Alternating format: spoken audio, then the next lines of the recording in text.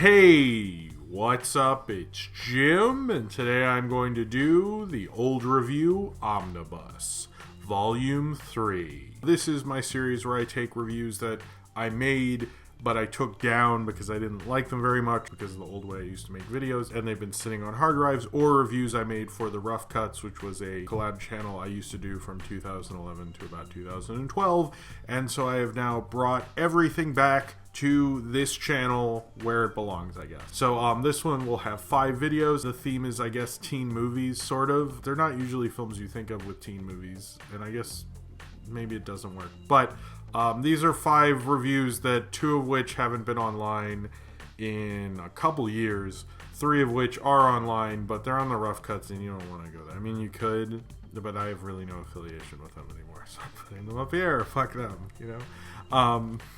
But seriously, they're great. What? But these are reviews I made for them and 2 older reviews. So you can see how I used to do reviews and how they used to be a lot shorter and not as long-winded as they are now. Starting off, I have a review of Scott Pilgrim. Yes, I actually did make a review of Scott Pilgrim vs. the World a long time ago. I would like to eventually make a much better review of Scott Pilgrim, but I thought I was going to let this one out, I guess. It is how I used to do reviews with like pictures all over the place and all that stuff. Then I have a double header of Bill and Ted's Excellent Adventure and then Bill and Ted's Bogus Journey. Those were both from the Rough Cuts, and they're both to actually promote me hosting a Bill and Ted night in Baltimore for the Baltimore Free Farm, and a much longer winded name that I knew at the time and will say in there. I keep talking about there's a Facebook link in the description. I looked at that link and it no longer works. So if you're hoping to find some lost internet shit, it's not gonna go anywhere. But those were my reviews of Bill and Ted's Excellent Adventure and Bill and Ted's Bogus Journey, both of which I wouldn't mind re-reviewing again. Also, sort of regretting making this. I'm starting to think I should just make new reviews. Whatever. After that is a review of the film Over the Edge, which is an infamous late 70s, early 80s, I think, teen movie, which was one of the inspirations for the Smells Like Teen Spirit music video. And then after that is a review of everyone's favorite January movie, Youth in Revolt. So it's kind of a Michael Cera sandwich with Bill and Ted and a movie most of you probably don't know in between. And that's how I used to do reviews, but also before I did reviews with music. And you can see my hair be all sorts of craziness in that one. My hair is really long in the Youth in Revolt review. So anyway, this is the Old Review Omnibus Volume 3. I hope you enjoy these reviews. Hopefully I will re-review at least 2, if not the first 3. But until I do that, you can enjoy these reviews that I made in 2010, 2012. No, I don't think there's any 11, but these are older reviews that I am now resurrecting and have brought to you, and I hope you enjoy them. Hey, what's up? It's Jim, and I just got back from seeing the new film Scott Pilgrim vs. the World, which is the new film from Edgar Wright. I think a lot of movies try to do a cartoon feel, and a lot of them fail pretty horribly. And then some of them succeed, and they look amazing and fantastic. And just like Speed Racer a couple years ago, is Scott Pilgrim. Cult, fun, cartoony, silly. The pace is just out of control. It's like kinetic, like all this stuff is happening. They split screens up and they have text go across the screen, and they're just really bombarding your senses with all this information. I could see finding it overwhelming. To me, it was overwhelming in a very good way. It kind of goes in line with all of Edgar Wright's films, with Hot Fuzz and Shaun of the Dead, and that how many times have you hung out with people and watched Shaun of the Dead or hung out with people and watched Hot Fuzz? Because you know it's like that movie's gonna be a good time, and I feel like Scott Pilgrim is the same way. I don't know if it's as good as those because I've seen both of those so many times, and I've only seen this once, so we'll see how it stacks up in a year or so, and when I can buy it on DVD and watch it bazillion and one time. It's very youthful. Yeah, even though I was a little too old, that didn't detach me from it because it's a good film, so you're just in it and you're with the characters and you're following them. I didn't feel like I was kind of an outsider looking in. I felt like I was with all the characters. And the music is such a part of it, and I guess you could even almost say this is kind of a musical, even though it's not a traditional musical. Music supervisor was Nigel Godrich, and he produced all the Radiohead records after OK Computer, and Beck did all the music for their band Sex Bomb. It's shot very well. It's shot by Bill Pope, who shot the Matrix films. He shot the Sam Raimi Spider-Man, he shot Army of Darkness, and he shot Team America. With the Spider-Man films, not only are they good films, but they feel like a comic book.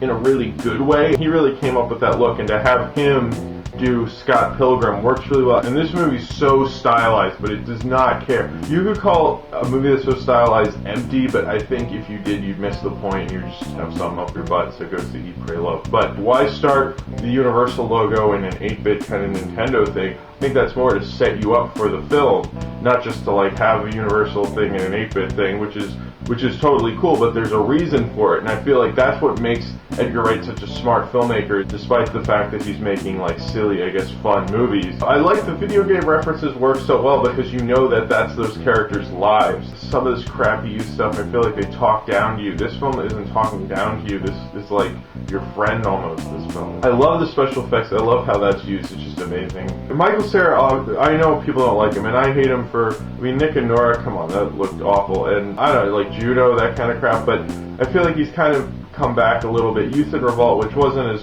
at all as good as this, is still alright. This film, he's like a go-getter. He's going after the girl. I mean, he's pathetic, but he's, for Michael Cera, he's a go-getter. Like Bugs Bunny or like, you know, like a Nicktoon, like he's Danny Phantom or something. I mean, he's fighting. He did a decent job, and I think he pulls the movie off pretty well. You know, Ramona Flowers, I mean, she's kind of like unattainable girl thing. I think that works good for the role. You know, I'm not as crazy about her as everybody else is, but she did a good job. You know, Kieran Culkin was very funny, good sidekick. The witty repartee really worked for the film. Anna Kendrick, she's well cast in this film just because she talks so fast, and this film is so fast, so, you know, I always felt like she should play like a chipmunk in a cartoon or something. And the Evil Exes, Brendan Rouse was great. I liked all the 7 Evil Exes thing. Worked really well for me. You could say that the twins obviously weren't as fleshed out, but in a way it's like I didn't really want to know about them anyways. It's fine. I never read the comics, and I only saw this for Edgar Wright, really, and I had a great time. I don't think you have to read the comics.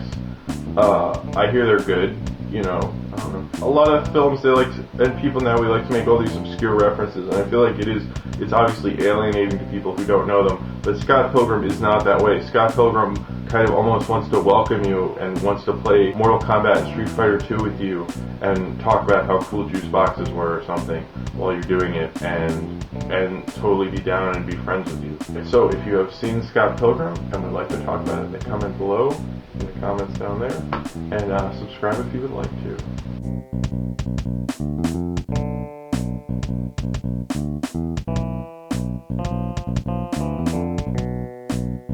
Hey, what's up? It's Tuesday. I'm Jim here for the Rough Cuts, and today I'm going to do Bill and Ted's Excellent Adventure. I'm doing Bill and Ted's Excellent Adventure for 2 reasons. One of which, and this is shocking, no one has reviewed this for the Rough Cuts yet, which I honestly thought someone would have, and I wouldn't be able to do this, and then I looked very hard and did not find it several times. The second reason, and maybe the most important, probably not, wow, that makes me sound like such a dick, I'm hosting Bill and Ted Night in Baltimore, Maryland on Saturday, February 18th. It's presented by Punk Skins Roots United and the Baltimore Free Farm. I'm going to have a link in the info below this for the Facebook event. If you're going to be in Baltimore and you would like to come, there will be trivia, a costume contest. There'll be a special treat for people who get there on time. There'll be prizes. Bill and Ted's Excellent Adventure, a film that takes place in 1988 but was released in 1989. It reminds me of stuff like Abbott and Costello Meet Frankenstein. You know, a completely ridiculous premise, but the actors and the directors have such a fun time that it doesn't seem as stupid as maybe the title suggests. It's like a lot of fun, and you know, it's very cartoony. I think this movie, both Alex Winter and Keanu Reeves pull off very kind of cartoony performances. Like the way they move their faces sometimes, like they have these elastic way of like going like, whoa. And there's certainly like a cartoon element to this. It's very silly and it's fun. Bill and Ted are not doing well in school, and especially in history. And if they don't pass their oral history report, which they have to give in front of this whole auditorium full of people, they have to give a really amazing oral report about what a historical figure would think of where they live in San Dimas, California. And then Ted is threatened with military school if he doesn't pass it. So they have to pass this test so they can still be friends and hang out all the time. But of course, the band that they will later form, called Wild Stallion, is the basis of the future society and unites everyone and the planets and everything. So they send someone back in time to make sure they stay friends during this crucial juncture during their lives, so that Wild Stallion can happen and, you know, restore peace in the future, basically. So they give them this time machine that's a phone box, although, which is kind of interesting that they did this because Doctor Who was completely around at the time, and I've never heard that being much of a problem, but now I watch and I go, well, that's, you know, kind of very Doctor Who similar. Originally they wanted a van. That makes a little more sense to me, but I've grown up with this telephone box, so I'm kind of like, I can't imagine Bill and Ted without it. They have this telephone box that their friend Rufus, played by George Carlin, who comes back to the future, he shows them how it works, and they go through history collecting historical figures to do probably the greatest oral report I've ever seen in any high school ever, because they bring Abe Lincoln and Napoleon, Billy the Kid, Socrates, Sigmund Freud, Joan of Arc, who's played by Jane Wieland of the Go-Go's. I grew up watching this movie a lot because there was a video store near me, a video rental store called Video Center, and I think it was like weekdays, like maybe Monday to Thursday, or it might have been Tuesday to Thursday, I don't know, where you could rent, if you rented one movie, you could get a second movie for free. So what I would do a lot was I'd rent Excellent Adventure and Bogus Journey. So I've kind of always watched these as a double feature. I've seen Excellent Adventure by itself. I've actually never seen Bogus Journey without Excellent Adventure before it. So, but more on that next week. This is kind of the time when in the late 80s, the early 90s, you had a lot of stuff like the Ninja Turtles, Bill and Ted, maybe even Wayne and Garth, kind of. That were they were like these like lazy slacker, basically stoners, but they never talked about smoking weed, or you never saw them do it. But the way they were speaking, that like, whoa, dude, and all of this stuff, none of them participated or even talked about it. I assume maybe off screen at some point, but never acknowledged it. It's interesting that even though in 60s movies and 70s films drugs were very apparent, but I guess like by the later 80s, and then you have Reagan and Just Say No and all that stuff, I guess maybe they wanted to get away from that. I watched this when I was a kid, like when I was 8 and 9, and you can watch it as a kid. And that doesn't, I'm not trying to demote it or anything, but I think that it opens its audience a lot more, because Harold and Kumar, I mean, maybe that shows how culture has changed. I bet kids can probably watch Harold and Kumar, but at the time, you couldn't make a Harold and Kumar kind of movie. You couldn't do that, you know. I mean, they had Cheech and Chong, but I don't think you could have been as big as Bill and Ted were. I mean, Bill and Ted had a cartoon show. Bill and Ted had an excellent breakfast cereal. Bill and Ted was very mass marketable because, you know, you didn't have them partaking in illegal substances. They were just like, whoa, we're dudes. I look at this movie almost like a really high-budget cult movie. I mean, some of the shots in this, I'm like, well, they certainly had a studio behind them. This wasn't an independent movie or anything. This is always kind of a fun movie. I always liked, you know, it's very much elementary school, middle school to me, and I get kind of almost feeling like I'm chilling in someone's basement drinking too much of their Sprite or something. So I always kind of like that about Bill and Ted, and I like kind of having these wacky movies. So if you have seen Bill and Ted's Excellent Adventure and you would like to talk about it, then comment below in the comments, and subscribe to the Buster! Subscribe to the Rough Cuts if you haven't already. Subscribe to my main channel in the info box below. And follow me on Twitter, Tumblr, and potentially VHX. And follow Earl Bear at Holloway's Tumblr, who does the picture at the beginning and the end of this video. And remember, on Saturday, February 18th, I am hosting Bill and Ted Night, presented by Baltimore Punks, Skins, Roots United, and Baltimore Free Farm. And that's Saturday, February 18th. And I hope to see you next week. And yes, next week I am doing Bill and Ted's Bogus Journey. Hey, what's up? It's Tuesday. I'm Jim here for the Rough Cuts, and today I will be talking about Bill and Ted's Bogus Journey.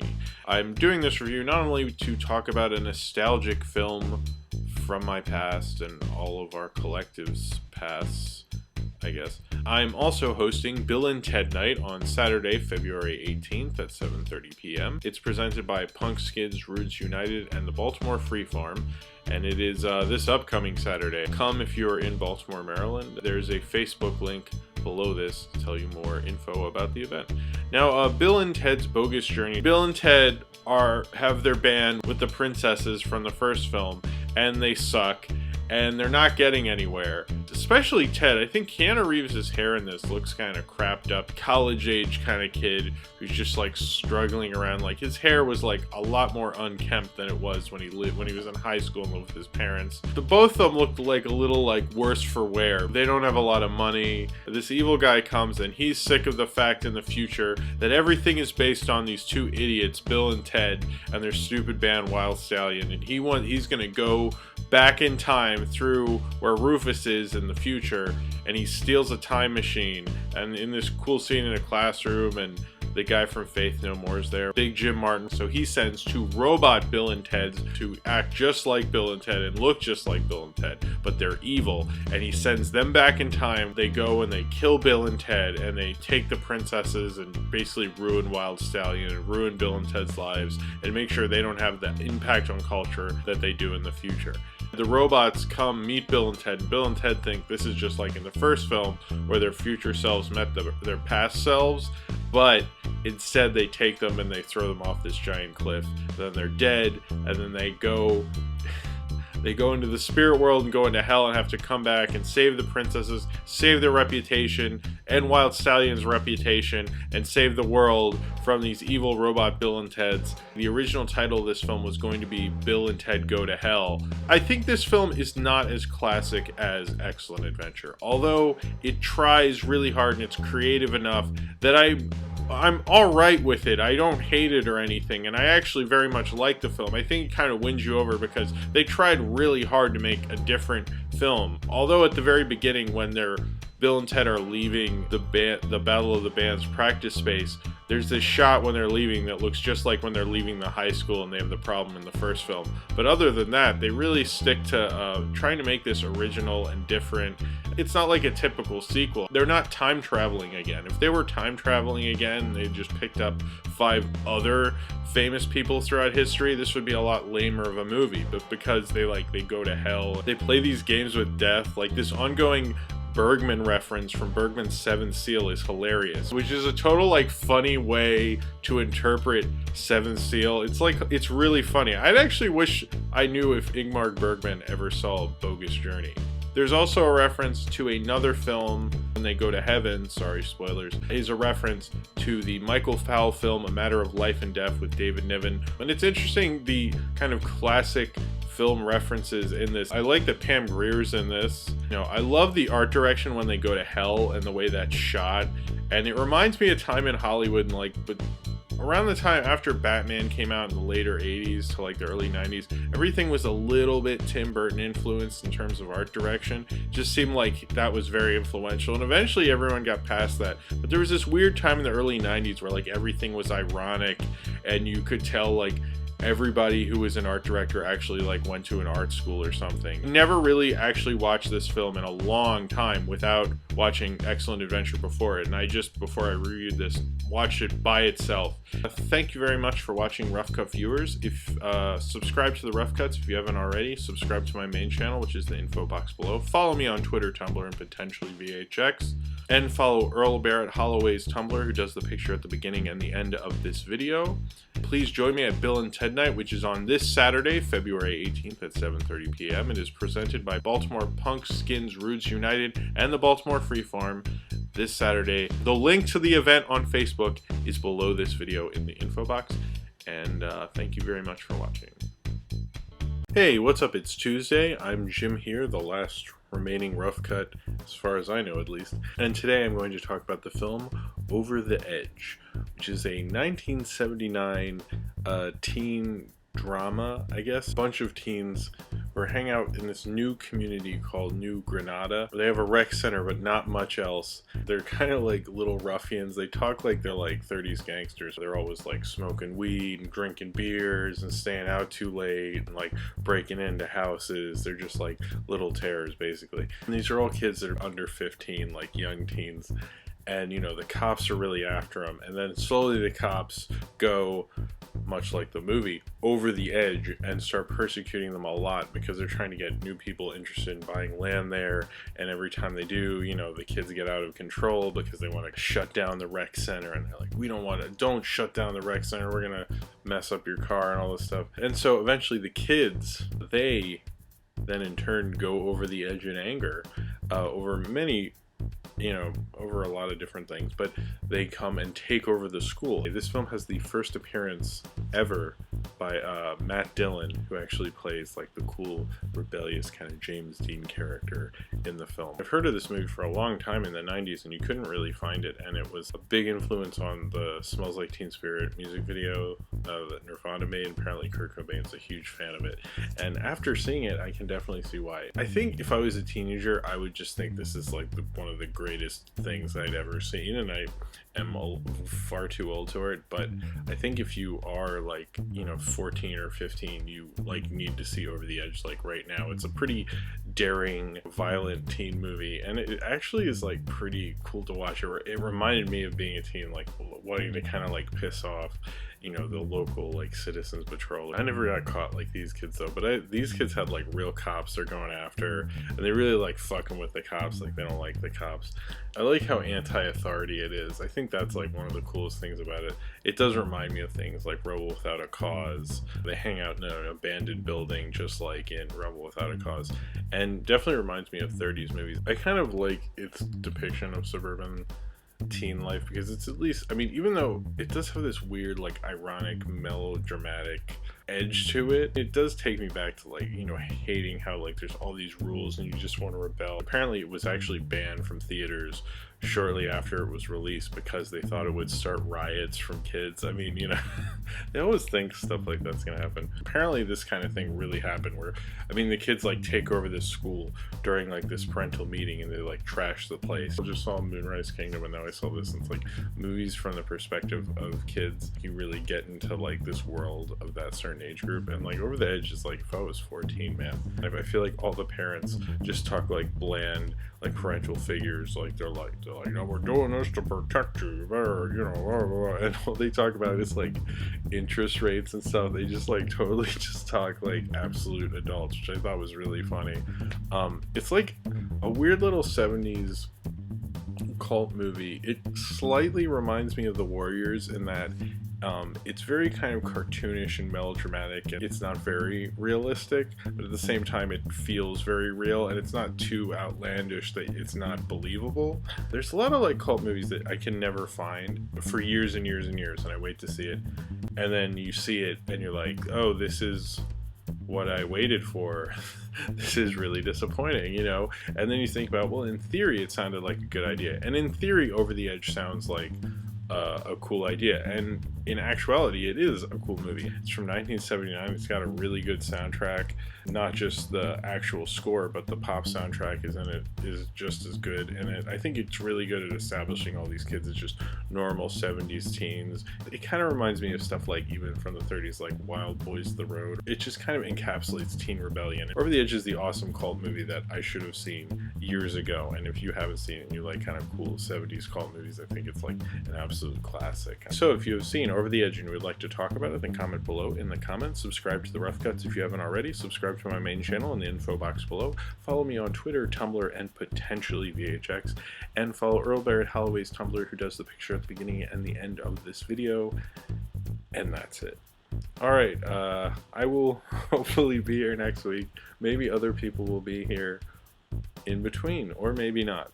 At this point, I don't think they will, but you never know. I feel like I'm like the last guy.